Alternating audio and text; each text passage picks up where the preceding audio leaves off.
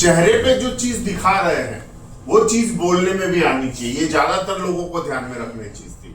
जैसे आवाज आवाज आपका एक अंदर से आता है, एक बाहर से आता है।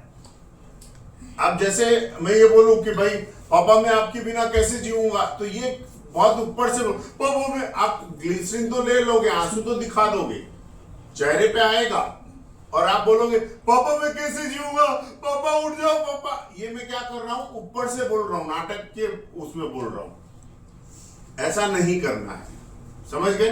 वो नाटक के नहीं होना चाहिए। आवाज ये ऊपर से था, पापा उठ जाओ पापा, चेहरे पे दिख रहा है, तो क्या होना चाहिए, जो चेहरे पे दिख रहा है वो बोलने में भी आना चाहिए।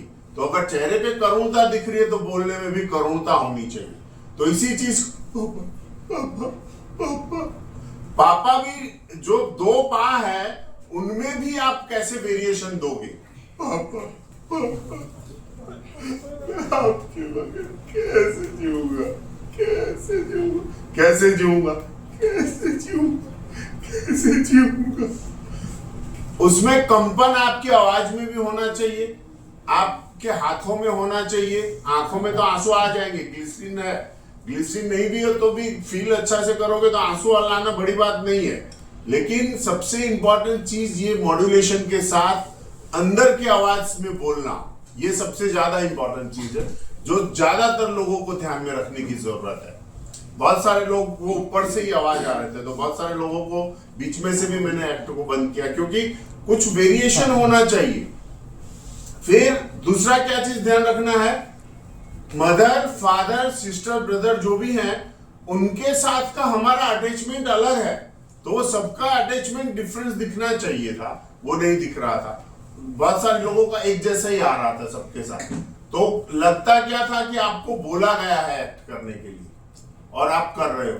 तो एक तो करना और एक होना, तो आप बहुत सारे लोग कर रहे थे, जबकि लगना ये चाहिए कि ये हो रहा है, आप लोगों के साथ ये चीज हो रही है, घटना घटी हुई है, और ज्यादातर में लग रहा था कि आप कर रहे हो इसको, है ना। तो वो कर रहे हो वाला फील नहीं आना चाहिए ऑडियंस में। ऑडियंस को ये नहीं फील आना चाहिए कि इसको बोला गया और ये कर रहा है, ये आना चाहिए कि हाँ सच में ही इसके साथ ऐसा हुआ है। समझे? ये पॉइंट याद रखने हैं। दूसरा, आप ग्लिसरीन ले लेते हो वो अच्छी बात है, लेकिन उसके बाद जो आंसू का बढ़ना है वो रुका हुआ था, बहुत सारे लोगों का वो ठहर गया था। मतलब आप पहले कैरेक्टर के साथ जो भी अटैचमेंट दिखा रहे थे, वो जितना रोए उतना ही दूसरे के साथ रोए, तो वो रोना तो बढ़ेगा ना, धीरे धीरे दुख बढ़ रहा है, दुख बढ़ रहा है तो रोना भी बढ़ेगा, मॉड्यूलेशन बढ़ेगा, आपकी आवाज चेंज हो जाएगी, आपका अटैचमेंट चेंज होगा क्योंकि कैरेक्टर चेंज हुआ है। तो ये सब चेंज ओवर दिखना चाहिए था, वो नहीं मिला, है ना। वो चीज का ध्यान रखना है कि आपको चेंज ओवर दिखाओ उसमें, कि हर एक कैरेक्टर के साथ का आपका बॉन्डिंग, आपका केमिस्ट्री, आपका कोऑर्डिनेशन, सब कुछ सबके साथ अलग होता है, वो अलग नहीं दिखाई दिया। तो ओवरऑल वो भी ध्यान रखना है सबको, समझे।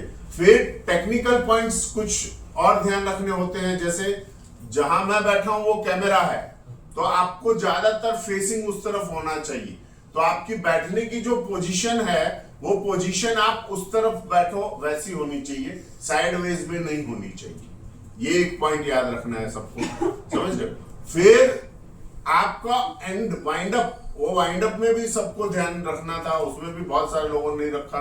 वाइंड अप में आप रो रहे हो, रोते रोते गुस्सा करना है, तो वो रोना और गुस्सा करना दोनों चीज एक साथ दिखनी चाहिए चेहरे पे और बोलने में भी। तो नॉर्मल गुस्सा करना और रोते रोते गुस्सा करना दोनों में फर्क है, तो फर्क दिखना चाहिए था, समझे। तो ये चीज का भी ध्यान रखना। मैंने आपको बताया था कि एक संचारी भाव होता